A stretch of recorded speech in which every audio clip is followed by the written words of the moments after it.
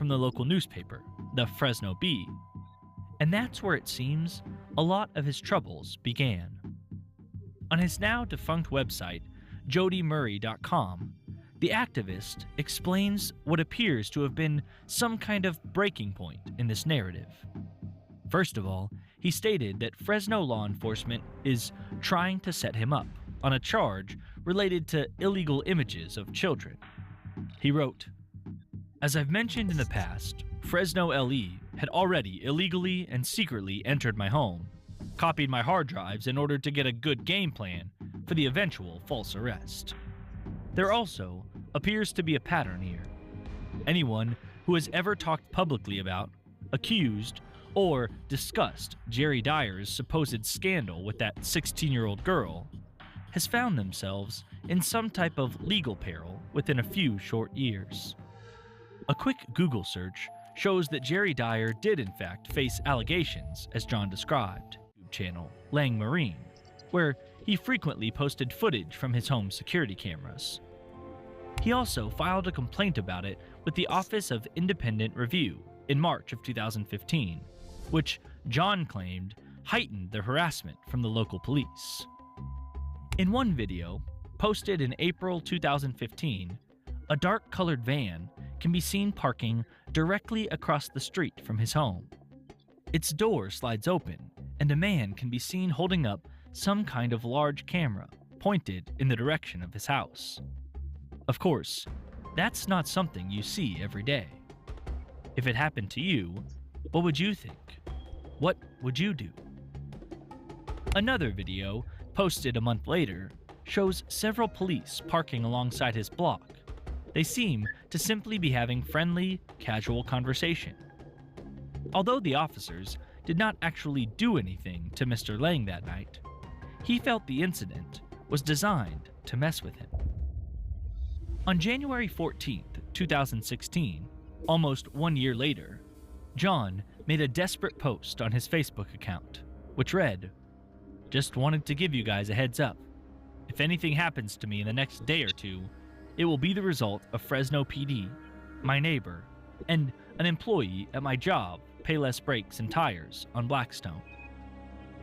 The next day, he had posted on the wall of Corinne Hoggard, ABC 30 Action News Facebook page. He told the reporter, "Corinne, you want some news?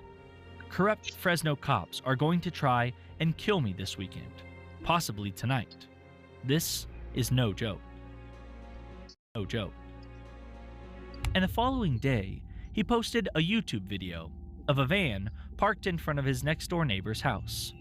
The side of the van reads "Guarantee Carpet Cleaning" and has a phone number. And here's where things get really, really creepy. Some people have said this business doesn't even exist. According to one YouTube comment, "Is anyone else weirded out that the carpet cleaning service has no location and their website has one sentence per page, no pricing, and no information?"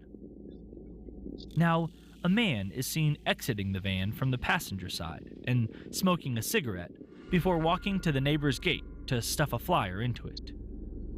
While many people thought the man was dropping the flyer into John's yard, it was his neighbor's yard. We'll pull up an image right now so you can see exactly where this man was standing.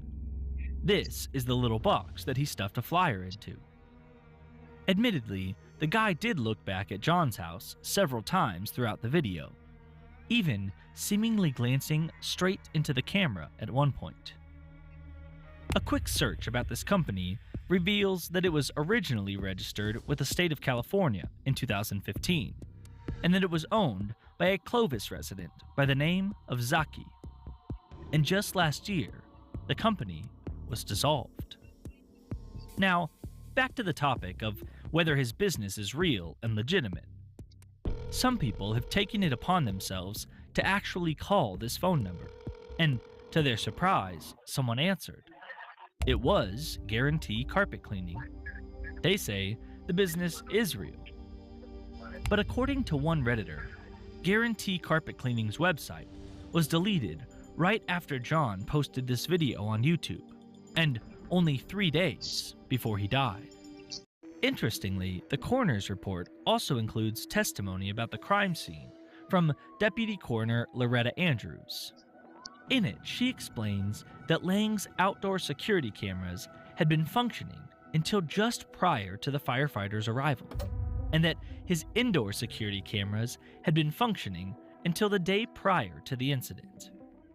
She goes on to say that indoor footage shows John sitting in the living room area of the house with a large knife. Apparently, he displayed the knife in front of the camera and took it to another room. She says Lang later approached the camera, shut it off, and that no other footage was recorded after. No videos of him brandishing the knife have ever been released to the public. Some people online have also pointed out the involvement of police in the coroner's autopsy.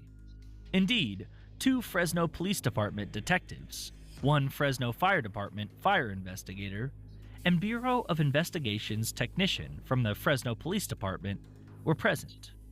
However, it is not uncommon for police to be present for autopsies. Wow, that's a lot. And a lot of it doesn't really make much sense. How did he get stabbed if his clothing has no holes from the knife? Why did they say he had been also stabbed in the back if he hadn't? Fresno police claimed it was a mistake and that incorrect information had been released to the press in the initial reportings. So, as you can imagine, this case has a lot of people worked up. Many activists say that it's clear John Lang was murdered, and that it probably involved the local law enforcement, thanks to the victim's scrutiny of their alleged corruption. Critics believe the man was mentally troubled after his divorce, and that he eventually reached a point in his paranoid delusions that he ended up killing himself. A conspiracy theorist by now, it's because you are not intelligent. I am not kidding. If you are still holding on to some belief in your heart that you're hearing the truth from Joe Biden, that you are hearing the truth from our government agencies, if you are still holding on to a shred of belief that our entire government is not being blackmailed, they are. There's a few people are not, Thomas Massie being one of them. There's an entire blackmail operation, okay? It's been going on for a very long time in this country. Entire blackmail operation, and all of these people that you are seeing, you believe are your elected leaders, are being controlled. If that sounds to you like a crazy conspiracy theory, let me tell you, you have not been paying attention. It's been going on for a very long time.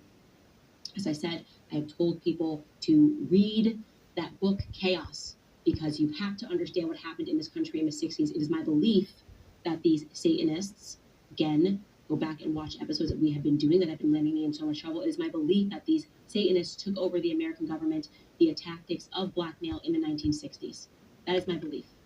That up until then, there was a battle for the soul of America, and then they won in the 60s when JFK was murdered. JFK was assassinated by our own government.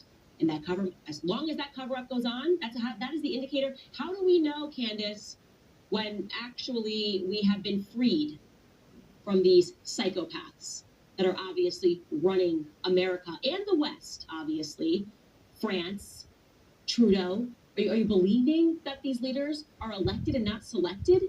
Emmanuel Macron, statutorily raped by his wife, the first husband of France, Brigitte Macron? And the state's covering that? They don't even dispute that part. They're like, we're just not going to talk about that. We're not going to talk about the fact that a 40-year-old shouldn't be dating their 14-year-old student. Because pedophiles are in a lot of positions of power, because pedophiles are the easiest people to blackmail. If you're wondering, you've been hearing a conspiracy theory about pedophiles, yeah, those would be the easiest people to blackmail if you put them in positions of power. Yeah, that's my belief, and I'm saying it, and I don't care if I'm called a conspiracy theorist. I literally wear that as a badge of honor. That's because we fucking keep right. being proven right.